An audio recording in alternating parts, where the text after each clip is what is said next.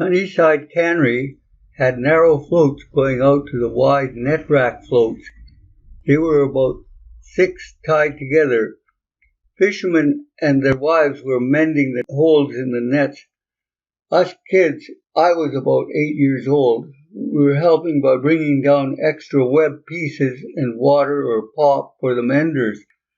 Suddenly, an aluminum skiff about 12 feet long with an outboard motor came speeding up the slough and made a tight turn at the end of the net mending floats.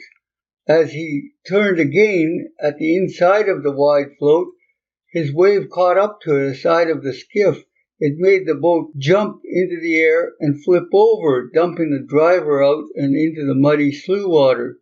He came up and swam to the floats where 2 men pulled him up onto the float. He was swearing mad. A lot of people came running down from the cannery houses to see if they could help.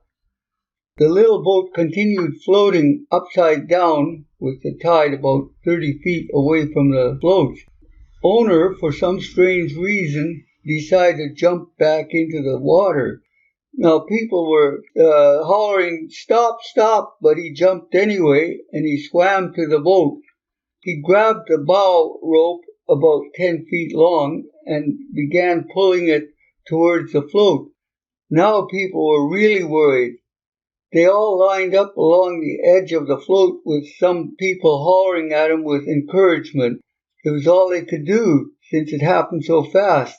There was no other little boats or no big boats near the float at that time for some reason.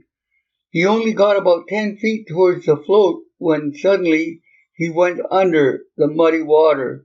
People began screaming.